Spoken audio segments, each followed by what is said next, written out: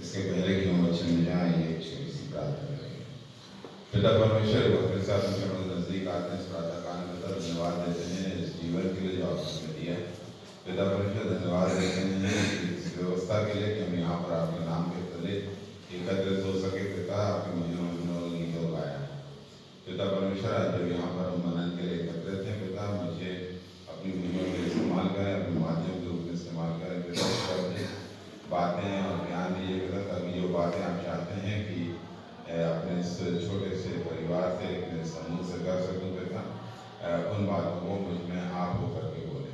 सारी महिमा सारा आदर आपको देते हैं। आपकी उपस्थिति की कामना करते हुए सिद्धि को आपके बेटे हमारे मुख्यालय प्रभु यीशु मसीह नाम मांगता सुनी करेगी। जो बात आज मैं आपसे करना चाहता हूँ, वर्तमान परिस्थिति से जोड़ करके अपन उसको देखेंगे। जीवन में बहुत बार जब हम प्रार्थनाएं करते हैं तो हमको बहुत बार ये महसूस होने लगता है कि जो हमारी प्रार्थनाएं हैं वो सुनी नहीं जा रही।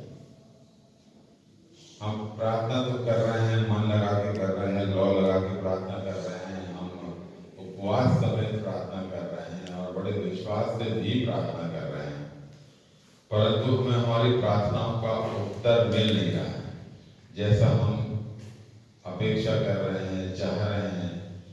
बहुत बार जो हमें वचन संबंध संकेत मिलते हैं उसमें भी हमको ऐसा लगता है कि जो संकेत मिल रहे हैं वो तो सकारात्मक मिल रहे हैं कि हाँ यार, चीजें नियंत्रण में आ रही हैं, चीजें ठीक हो रही हैं। चाहे वो हमारी आर्थिक समस्याएं हों, चाहे हमारी नैतिक समस्याएं हों, चाहे हमारी जो पोजीशन है उससे संबंधित कोई बात हो, चाहे हमारा अपने परिवार में स्थान है, चाहे हमारा अपने कार्य क्षेत्र में स्थान है, वहाँ कुछ गड़बड़ चल रही है और हम प्रार्थना कर रहे हैं, तो हमको ऐसा लगता तो है कि यार ठीक दिशा में जाने के लिए अग्रसर तो हो रहा है, परंतु जो रिजल्ट है, फाइनल रिजल्ट है, वो हमको मिलता नहीं है। और फिर हमारा धैर्य जो है, हमारा जो संयम है, वो जवाब देने लगता है और हमको ऐसा लगता है कि हमारी प्रार्थना सुनी नहीं जा रही। या तो हमारी प्रार्थना सुनी नहीं जा रही है, या दूसरी बात में हमारा जो विश्वास है वो डगमगाने लगता है, हम विचलित होने लगते हैं कि शायद जो हम मांग रहे हैं ईश्वर की इच्छा है नहीं, ईश्वर ही हमको नहीं देना चाहता है, या ईश्वर की बड़ी योजना में जो चीज़ हम मांग रहे हैं, जो बात हम मांग रहे हैं, वो शायद उचित नहीं है और ईश्वर हमारा साथ जो है वो दे नहीं रहा है। मेरे विचार और ईश्वर के विचार फर्क है, हमारी गति और ईश्वर की गति में भिन्नता है। हमें से जितने यहाँ बैठे हैं, निश्चित रूप से कभी न कभी ये अनुभव आपको भी हुआ होगा, मुझे भी हुआ। परंतु मेरे प्रियो, ऐसा बिल्कुल नहीं है कि जो हमारी प्रार्थनाएं हैं वो सुनी नहीं जाती, और ऐसा भी नहीं है कि ईश्वर हमारी जो इच्छाएं हैं हमेशा उन बातों के खिलाफ होता है। देखिए, हम ये बात को जानते हैं कि जो विश्वासी लोग हैं, यहाँ अधिकांश लोग जो बैठे हुए हैं, आप लोग विश्वास से दृढ़ हैं, मजबूत हैं, विश्वासी लोग हैं, ऐसा मैं मानता हूँ। तो हम ईश्वर से कोई ऐसी अनुचित बात नहीं मांगते हैं, नहीं हम उसके सामने रखते हैं। हम वही बात रखते हैं जो बातें हमारे लिए रीचेबल है, या हमारे लिए अच्छी है, या हमारे परिवार के लिए अच्छी है। उदाहरण के लिए, यदि मुझे कोई वाहन खरीदना है तो मैं मर्सिडीज बेंज नहीं मांगूंगा, क्योंकि वो मेरे लिए रीचेबल नहीं है ना, मेरी क्षमताओं में वो चीज नहीं है। पर मैं 800 मांग सकता हूँ, मैं वैगनार मांग सकता हूँ, या कोई और गाड़ी जो मेरी रीच में है वो मैं मांग सकता हूँ। पर बहुत बार हम ऐसा महसूस करते हैं कि हमारी जो प्रार्थना है, उपवास में प्रार्थना है, विश्वास से की गई प्रार्थना है, उसका वो उत्तर लंबे अरसे तक नहीं मिलता रहता है। 1 साल में जाता है, 2 साल में जाता है, जैसा हम चाहते हैं।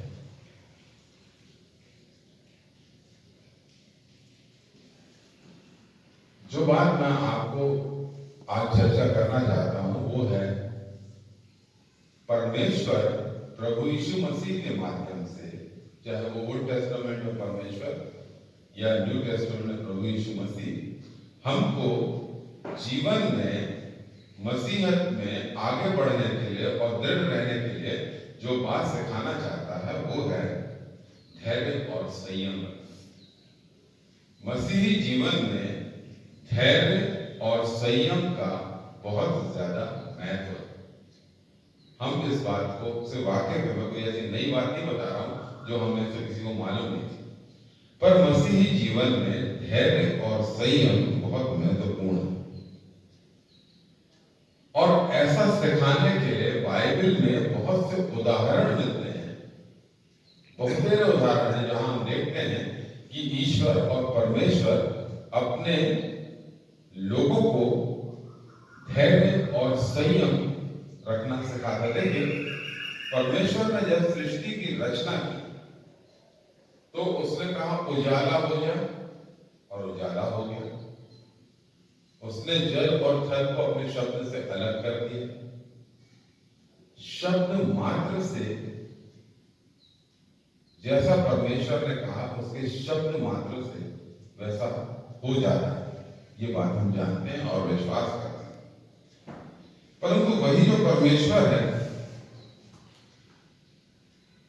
जब वो अपने लोगों को कुछ सिखाने पे आता है और धैर्य और संयम की बात करते हैं, तो हम जानते हैं, हम लोग जो बाइबल पढ़ते हैं या बाइबल को सुनते हैं, बाइबल की शिक्षाओं को सुनते हैं, तो हम जानते हैं कि यहोशू उसके 6वें अध्याय में जो हम पढ़ेंगे तो वहां पर वर्णन है यरीहो की शहर बना को गिराए जाने का। अब देखिए, अपने लोगों को परमेश्वर आदेश देता है कि वहां एकत्रित हो और फिर वहां पर जयकारा लगाओ, नारे लगाओ और 7 दिन तक उस शहर बना की परिक्रमा करो। सच बात है ना? ऐसा हुआ था ना, जिन्हें पढ़ा है इसको। 7 दिन तक उसकी परिक्रमा करो और 7वें दिन 7 बार उसकी परिक्रमा करो और फिर उसके बाद जयकारा लगाओ परमेश्वर की महिमा में, ईश्वर की महिमा में, और तब वो शहर बना की जो है वो गिर जाती है और वो शहर नष्ट हो जाता है। परमेश्वर के वचन में, उसके शब्द में, उसकी वाणी में वो सामर्थ्य है कि वो 1 सेकंड में बोल देता कि उजाला हो और उजाला हो जाता है, जल और थल अलग हो तो अलग हो जाता है। और वही परमेश्वर 7 दिन लगवाता है। 7 दिन। मिस्र की बंधुआई से जो लोग निकले हैं, उनका जब हम वर्णन पढ़ते हैं तो सालों लग जाते हैं उनको निकलने। जबकि आप इसको यदि कैसे पढ़ेंगे तो वो जो डिस्टेंस है वो पैदल चल के भी जाएंगे तो इतने साल नहीं लगना चाहिए। कहने का तात्पर्य ये है कि परमेश्वर हमारे जीवनों में जब कोई यरीहो की दीवारें लाता है, कोई गुलामी और बंधुआई लाता है, तो वो उन चीजों को हमारी प्रार्थना, हमारी विश्वास से की गई प्रार्थना के बाद उन चीजों को से हमको तुरंत बाहर निकाल सकता है, तुरंत हटा सकता है। परंतु ना केवल वो हमको धैर्य सिखाना मांगता है, परंतु वो हमको संयम भी सिखाना मांगता है। धैर्य रखना एक अलग बात है, पर संयम रखना एक अलग बात है। शब्दों का संयम, वाणी का संयम, अपनी कार्यकलाप का संयम। अभी इन दिनों हमारे संस्था के अधिकारियों पर, हम सभी पर बहुत आक्रमण हो रहे हैं। जो पास्टर्स हैं उनको निरंतर ये सलाह दी जा रही है कि जरा आप संभल के काम करो, ये मत करो, वो मत करो, ऐसा मत करो, वैसा मत करो। फ्रस्ट्रेटिंग होता है। क्या हमारा परमेश्वर कमजोर हो गया? क्या जो परमेश्वर के कार्यों के खिलाफ प्रदर्शन हो रहे हैं, परमेश्वर के कार्यों के खिलाफ जो बातें हो रही हैं, जो चीजें हो रही हैं, क्या वो परमेश्वर के नियंत्रण के बाहर चली गई? नहीं गई। पर वो ऐसे समय में पहली बात चाहता है कि हम अपने परमेश्वर से विश्वास के साथ चीजों को मांगे, परिवर्तन की हम मांग करें, दृढ़ता हम धारण करें और हम उसके बाद संयम धारण करें। जैसा लोग हमारे बारे में अपशब्दों का इस्तेमाल कर रहे हैं, कहीं हम भी तो वैसे नहीं कर रहे, हम भी तो वैसी बातें नहीं बोल रहे।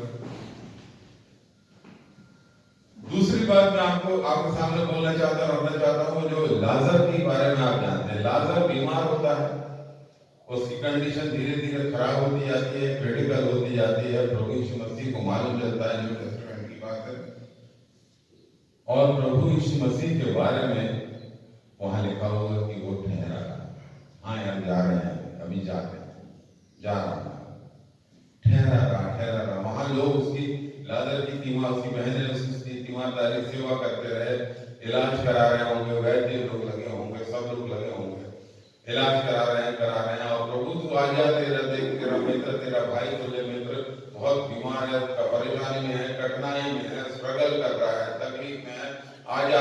प्रभु यीशु मसीह कहता आ रहा हूं। और फिर उसके बाद एक दिन सब खबर आती है कि लाजर की मृत्यु हो गई, लाजर की मृत्यु हो गई। और तब प्रभु यीशु मसीह वहां पहुंचते हैं। अब तेरे आने का क्या फायदा, तो देख तेरा मित्र अब नहीं रहा, अब वो कब्र में है, और वो अब उसको 3 दिन हो गए मरे हुए, और अब उसमें से बात आती होगी। पर क्या करता है प्रभु, हम सब जानते हैं। कहने का मतलब यह है,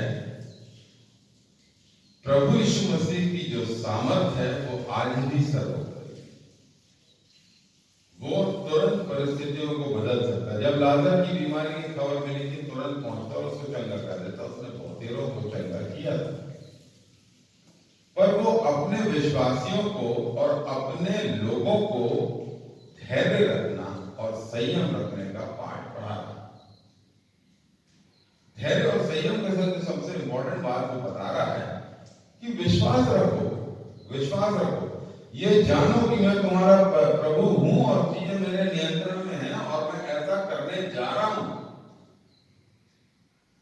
पर हर बात का, बाइबल कहती है, हर बात का एक समय, प्रभु की गति और हमारी गति में अंतर है, प्रभु का समय और हमारे समय में अंतर है।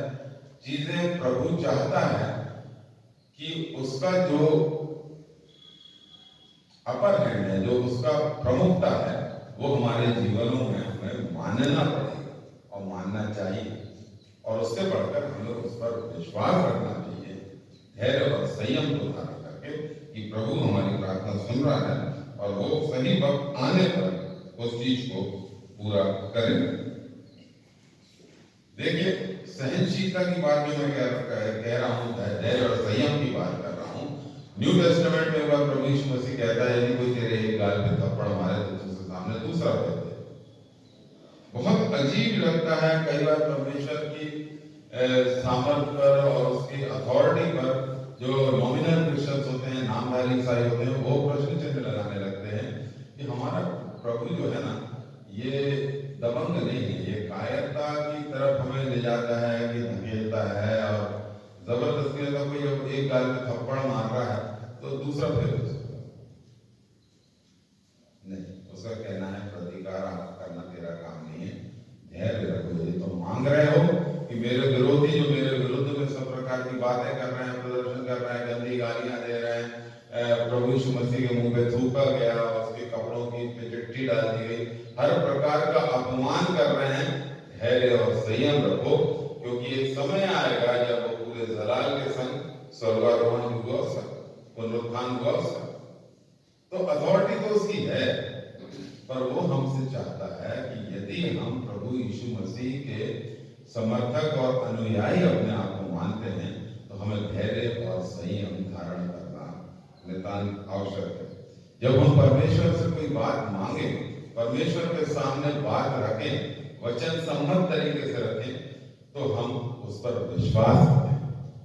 हम ये विश्वास करें कि जो बात वचन सम्मत तरीके से हम उसके सामने रख रहे हैं, वो ना केवल उस बात को सुन रहा है और वो हमारे को भी परख रहा है कि हम विश्वास मुंह से तो बोल रहे हैं पर हमारे दिल और दिमाग में विश्वास है कि नहीं?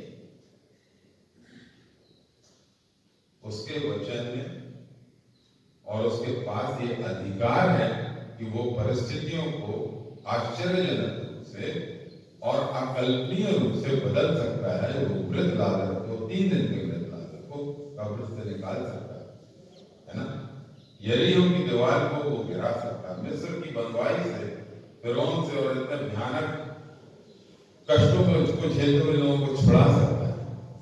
परंतु हमें परमेश्वर पर विश्वास रखना जरूरी है। जिनने उस पर विश्वास किया उनका उद्धार हुआ, जिनने उस पर विश्वास किया वो जयवंत हुए, जिनने उस पर विश्वास किया उन्हें वो मुकुट मिलने की आशा है, वो मुकुट मिलने का वादा है जो परमेश्वर का वादा हमसे किया गया है।